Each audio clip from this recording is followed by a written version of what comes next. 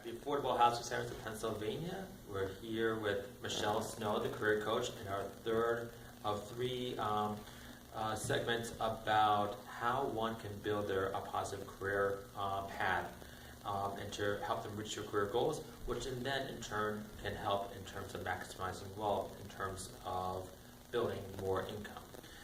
Today, we're going to expound upon a topic that Michelle talked about in a previous blog, which was to build a positive professional brand. And so with that, I want to ask Michelle, how can you go about setting yourself apart to others and to help in terms of building that brand of yours? Well, you have to be careful to not be obnoxious.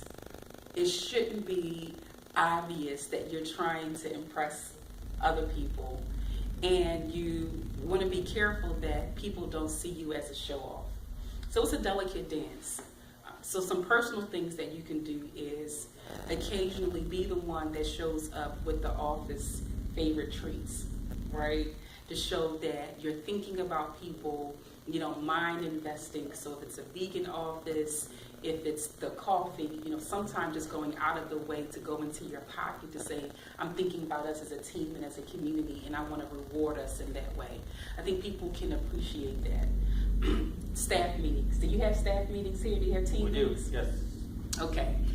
Team meetings. This is the other part of the delicate dance in being recognized without being showy. You want to be verbally engaged in the staff team meetings, and you want to have good, strong body language.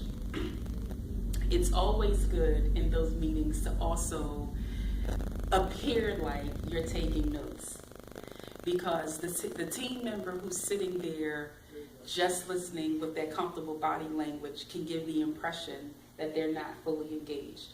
And leadership enjoys seeing posture of people who are with them, right? When they want to feel that they have people pulled in. So those are two tangible tips.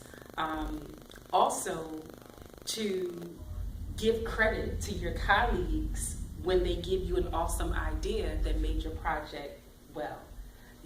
Here's the end product.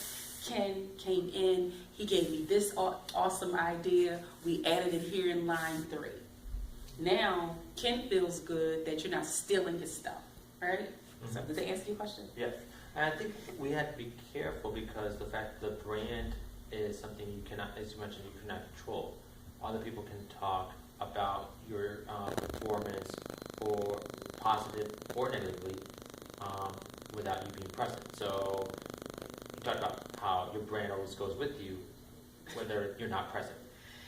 Well, it never sleeps. It's your brand is just like social media. It's the monster that keeps growing, expanding, roaming, knocking, and it is relentless. So you want to make sure that you padded your brand with as much strength as possible, quite frankly.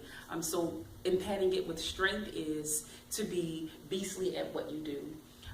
But you and I both know that sometimes mistakes happen. What do you do when, oh man, I messed up. I missed the deadline. I was late. There was an error in my report. I missed information. In creating your brand, be sure to own your boo-boos, but make sure that you don't have more boo-boos than you do stuff that went well. Sure, I can attest as far as I remember one lender that I could have, I told him I really screwed up, and I was at risk of, I think he was going to refer all his business to another counseling agency, but by owning it, he's one of my stronger lender partners since that time. So should not be afraid of just admitting your faults and your errors, and then make sure that they don't repeat yourselves. Right, they don't become your new norm. Exactly. And that you're a solutions expert. Mm-hmm. When people bring you problems, you've got a reasonable idea of how to resolve it. And like as far as how do we can make sure that we have, like, so I think at the same time you want to have your colleagues to dictate, because how do you make sure your colleagues, coworkers, clients, make sure they understand the brand that you want to have, or can almost like help facilitate that brand to make sure that it stays in that positive identification that you hope to achieve. Well, you have to keep your community of colleagues warm, right? So you have to keep them warm with you, right? So I gave some other tangible tips with the engagement, the lunch and the snacks and all that, but other tips and tools so that they always have a fresh, positive perspective of you is to show them your brilliance in the marketplace. Hey, Jamila, I was online and I know that you're really interested in what's happening with the housing industry in California in comparison to Philadelphia. I found a great article. I thought that you might want to read it because it may be good for your report coming out next week, right? You're not asking for anything in return.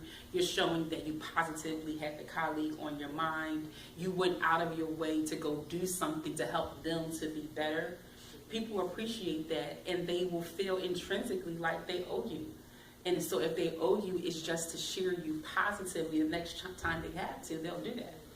For those that are unsure about their brand, because a lot of people can just be focused on their own work and just be in their own silos. Because you have to basically think about how others perceive you.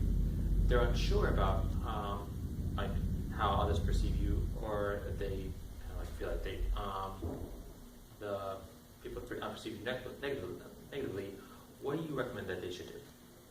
So what do you do when people either are still unsure about who you are, or unfortunately they just may not feel good about who you are? Is that what you're asking me? Exactly. Well, the sad truth is that you're not going to be adored by everyone all the time. Sometimes it's just because of basic differences, right? So if I was to use myself as an example, I'm a classic extrovert, right? So I'll talk it up. What do you need? I'm gonna bust that door down. I'm bold. I have a louder voice. I don't mind being the one to be the first one in the dance floor to dance and get the party turned up. But I'm sensitive that there is an extreme colleague who is so different from me that hates all of that. They just don't want the color, they don't want the attention, they don't want the noise, and they wish, Michelle, you could just go sit down. You just make the place a whole lot nicer if you just be quiet for just a second. I need to be sensitive that not everyone needs all of my color turned all the way up. And to tone down to help others be safe around me. But my colleague that needs to understand there's someplace, somewhere I need to have some noise. I need to have some boldness, some color. So those, quite frankly, create the first barriers, that you don't understand that people are not trying to make you miserable. They're just living in their own skin. And then sometimes people, quite frankly, are jealous of you because they want to be what you are. And they don't know how you keep winning. And they admire you so much that it hurts. And then you have people who don't know who they are, and they're so miserable that they put it on you. So the advice across the board is give people love first and expect the best for them. But if you're at work and or in business, you do have to have eyes wide open. You have to be careful, and you have to be sure that you are covering yourself without feeling like it's a conspiracy theory around you. Did that help? I know I went on a little bit longer. That's fine. That's okay. Fine. But so I want to conclude our 3 parts of our video blog series with Michelle Snow, the career coach.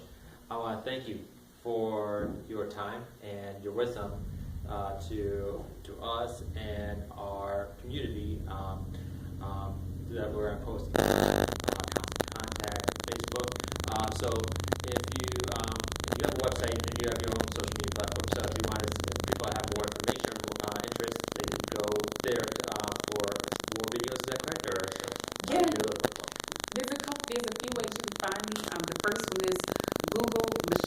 So career coach and everything will pop up.